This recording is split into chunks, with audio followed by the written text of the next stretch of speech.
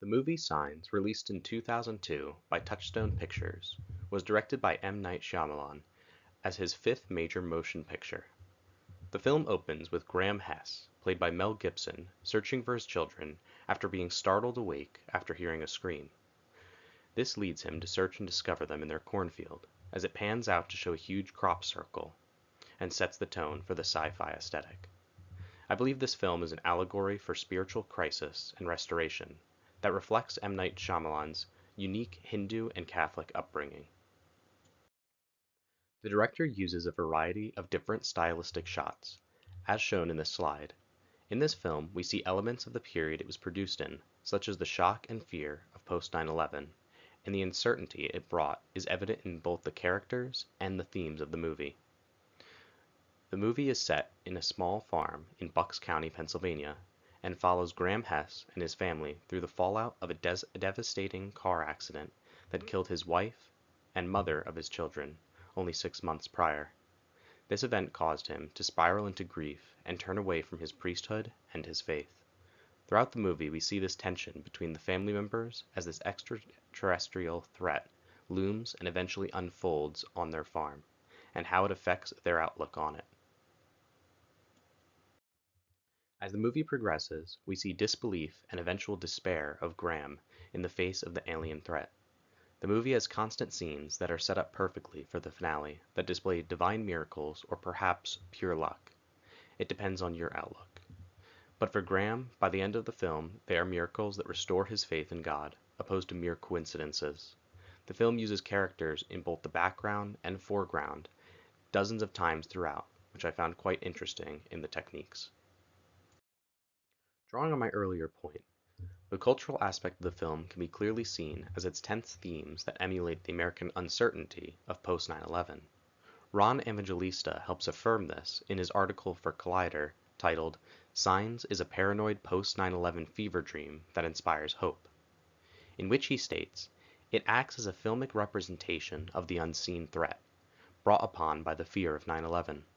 Moreover, the parallels between the notion of terrorism and the alien life forms are more than just coincidence. It is a clear and symmetrical manifestation of the world's failure to comprehend what they have just experienced, and the subsequent fear and anger. End quote. He goes further to help integrate the faith and renewal aspect of this with his view on the climax of the film, in which he says, when the asthmatic Morgan is poisoned by the alien, Graham prays for a miracle from God, asking him to save his son. It is at this moment where Morgan breathes that poeticism of the film shows. God does not only save Morgan from certain death, but also breathes new life into Graham's faith. It urges the viewer, and in turn the entire world, to do the same, just to keep faith amidst catastrophic circumstances, and everything will soon be all right. End quote. My final slide will highlight this more. The film fits perfectly into our Week 3 module of Science Fiction and American Identity, in which science fiction and faith aspects play perfectly on each other. I believe his brother Merrill symbolizes family bonds and steadfastness, while his two children Morgan and Beau symbolize unwavering belief and a childlike innocence and love. Throughout the film, it utilizes long continuous shots to help build tension with a few jump scares and brief images of the alien that you would expect from a sci-fi thriller. This film perfectly encapsulates how people view spiritual crisis and turmoil within themselves when affected by outside circumstances.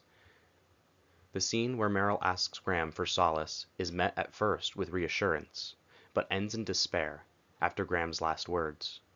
As Michael John Petty for Collider says in his article, Signs at 20, How M. Night Shyamalan Wields Faith in His Alien Invasion Film. He states during this scene, although it seems like Graham has encouraged his brother to faith at first, the scene quickly takes a dark turn, as a shadowy reflection of the state of Graham's soul. End quote. A dark and somber way to end the scene, which fades to black. We are then given a flashback of his wife's final moments that he was present for. Scott Orris of Cinemablography puts it well in his article, The Iconography of Fear, M. Night Shyamalan's Signs, when he correlates Graham's eternal struggle with current events of the past. He writes, The first flashback to the accident takes place directly after Graham's speech about the two different kinds of people. His face is lit, one side dark and one side light, depicting the two different outlooks on the current situation. One, a person who believes in signs, and the other just gets lucky. The film's climax has the family hiding in the basement from the invasion, only to find Morgan's inhaler was forgotten in the rush to barricade themselves in. He subsequently suffers an asthma attack, in which Graham holds him and relives the terror of losing another family member in his arms, and in this instance, first pleads, then curses God. When the morning comes, Morgan is still weak and needs medicine, so they venture outside, where they are attacked by the alien, and Morgan is poisoned. Graham rushes outside, gives him medicine, only to realize that no poison had gotten into his lungs due to his asthma attack.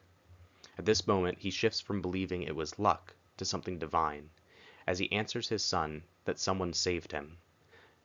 Time passes, and we see Graham in his collar once more, and hearing his children laughing in the background, signifying his renewal and restoration is complete. Scott Orris once again elegantly writes, "The message of Signs is not one of conquering an alien invasion, but that of the realization of the complexity of God's love." End quote. And I think that perfectly sums up the film's allegory on spiritual crisis and restoration through grief. Having seen this film dozens of times since my early childhood, I continue to look back on it fondly and the message it portrays.